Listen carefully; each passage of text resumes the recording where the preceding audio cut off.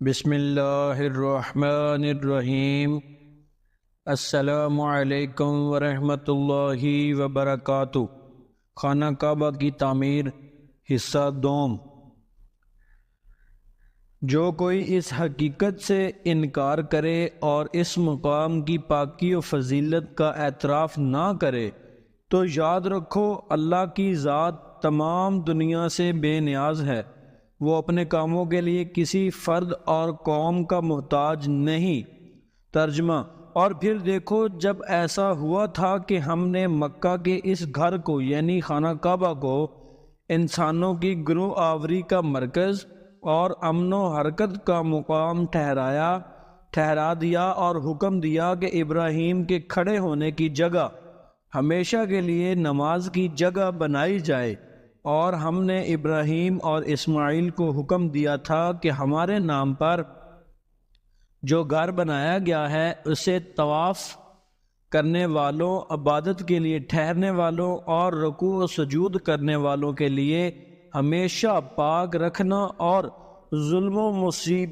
معصیت کی گندگیوں سے آلودہ نہ کرنا۔ اور پھر جب ایسا ہوا تھا کہ ابراہیم نے خدا کے حضور دعا مانگی تھی، اے پروردگار، اس جگہ کو جو دنیا کی آباد سرزمینوں میں سے دور اور سرسبزی و شادابی سے ایک قلم محروم ہے، امن و امان کا ایک شہر بنا دے، اور اپنے فضل و کرم سے ایسا کر کہ یہاں کے بسنے والوں میں جو لوگ تجھ پر اور آخرت کے دن پر ایمان رکھنے والے ہوں ان کے رزق کے لیے ہر طرح کی پیداوار مہیا ہو جائے۔ اس پر ارشاد الہی ہوا تھا کہ تمہاری دعا قبول ہو گئی، اور یہاں کے باشندوں میں سے جو کوئی کفر کا شیوا اختیار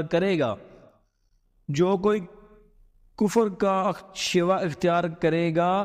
سو اسے بھی ہم سر و سامان رزق سے فائدہ اٹھانے دیں گے، البتہ یہ فائدہ اٹھانا بہت تھوڑا ہوگا، کیونکہ بالآخر اسے پاداش عمل میں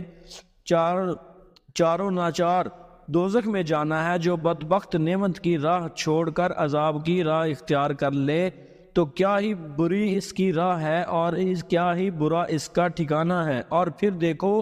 وہ کیسا عظیم الشان اور انقلاب انگیز وقت تھا جب ابراہیم خانہ کعبہ کی بنیاد چن رہا تھا اور اسماعیل بھی اس کے ساتھ شریک تھا۔ ان کے ہاتھ تو پتھر چن رہے تھے اور دل و زبان پر یہ دعا طاری تھی،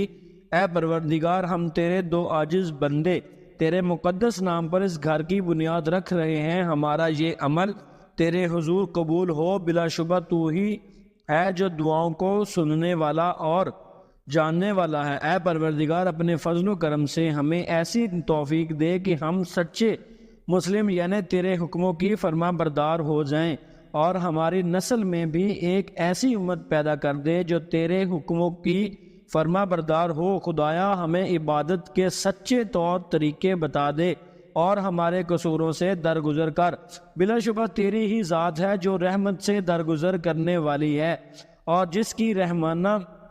درگزر کی کوئی انتہا نہیں۔ اور خدایا، اپنے فضل و کرم سے ایسا کر کہ اس بستی کے بسنے والوں میں تیرا ایک رسول مبعوث ہو جو انہی میں سے ہو،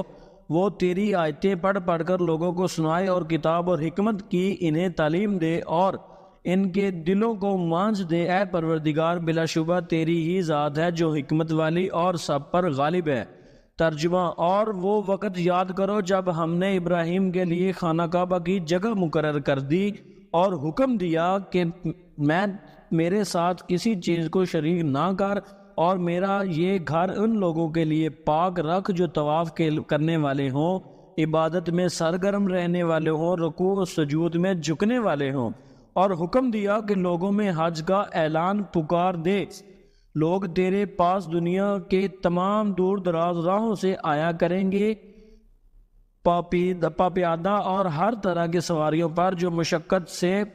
سوئی ہوں گی، وہ اس کے لیے آئیں گے اور اپنے فائدے پانے کی جگہ میں حاضر ہو جائیں گے۔ اور ہم نے پالتو جانور پائے ان کے لیے مہیا کر دیے، ان کو قربانی کرتے ہوئے مقررہ دنوں میں اللہ کا نام لیں، پس قربانی کا گوشت خود بھی کھاؤ اور بھوکے فقیروں کو بھی کھلاؤ۔ پھر قربانی کے بعد وہ اپنے جسم و لباس کا میل کچیل دور کرے، یعنی احرام اتار دے، نیز اپنی نظریں پوری کریں اور خانہ کعبہ کے گرد پھر لیں تو دیکھو حج کی بات یوں ہی، اور جو کوئی اللہ کی ٹھہرائی ہوئی حرمتوں کی عظمت مانے تو اس کے لیے اس کے پروردگار کے حضور بڑی بہتری ہے۔ اور یہ بات بھی یاد رکھو کہ ان جانوروں کو چھوڑ کر جن کا حکم قرآن میں سنا دیا گیا ہے، تم چارپائے تمہارے لیے حلال کیے گئے ہیں، پس چاہے کہ بتوں کی ناپاکی سے بچتے رہو، نیز جھوٹ بولنے سے صرف اللہ ہی کے ہو کر رہو، اس کے ساتھ کسی کو شریک نہ کرو۔ جس کسی نے اللہ کے ساتھ کسی کو شریک ٹھہرایا تو اس کا حال ایسا سمجھو جیسے بلندی سے اچانک گر پڑا۔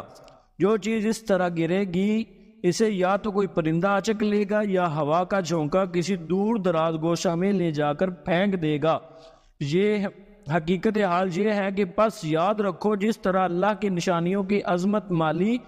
تو اس نے اپنی ذات مانی، الحقیقت دلوں کی پرہیزگاری باتوں میں سے ہے۔ ان چارپائیوں کو میں سے ایک مقررہ وقت تک تمہارے لیے